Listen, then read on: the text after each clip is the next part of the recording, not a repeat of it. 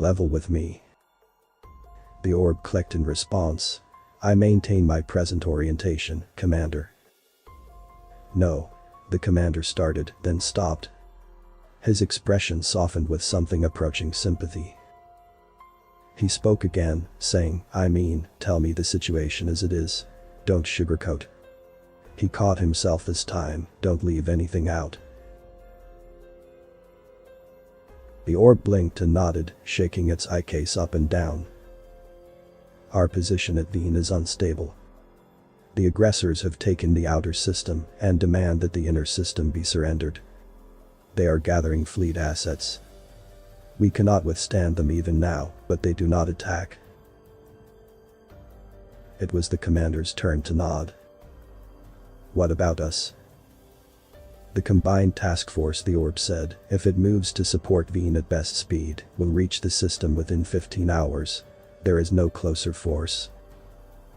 It is our prediction that the aggressors will proceed to invade the inner system before we reach Veen. The commander mulled this over for a moment and sat back against his desk. But we will be able to save the system if we move now. The orb shook its eye case the other way. Negative. The combined task force will be insufficient.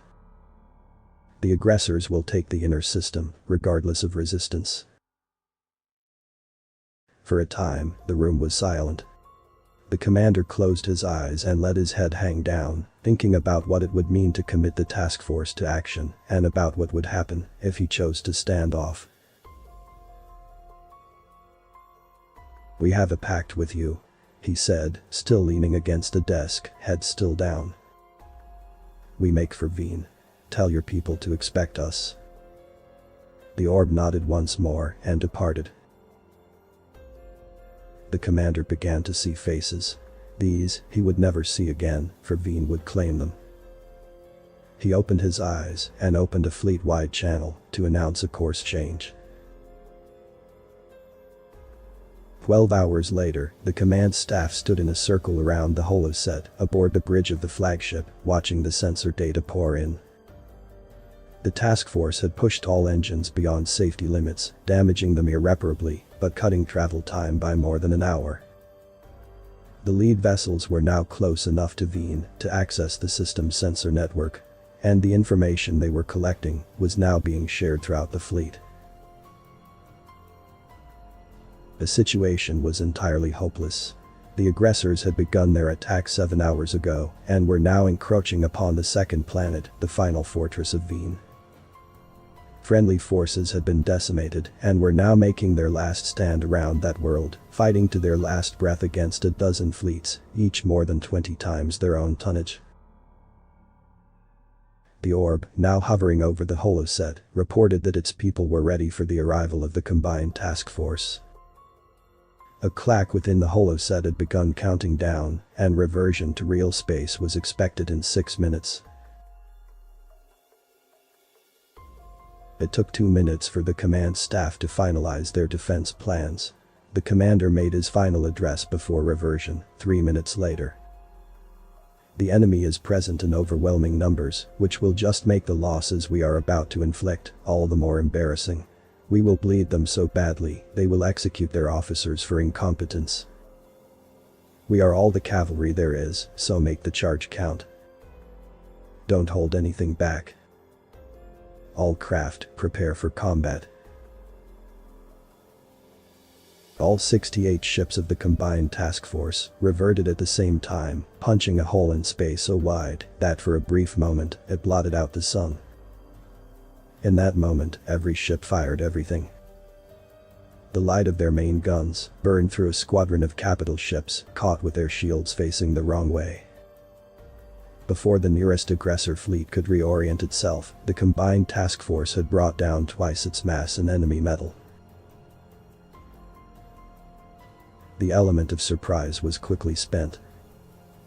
The aggressors turned their ships to face this new threat, shifting a full 3 fleets out of position to match a force lesser than theirs, by far.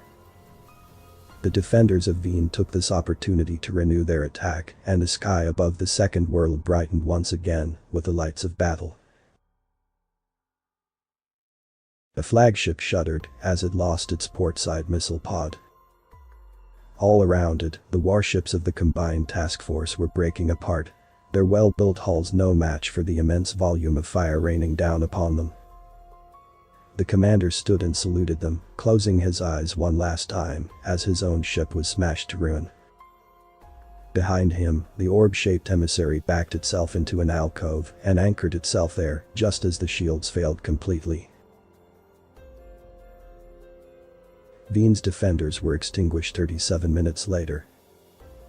All that remained of the combined task force were expanding clouds of gas and wreckage, reduced to small pieces by the aggressors to ensure no survivors.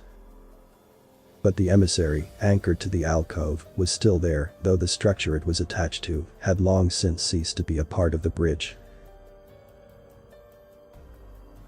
When Veen was retaken over 100 days later, the emissary was recovered, its beacon still broadcasting weekly.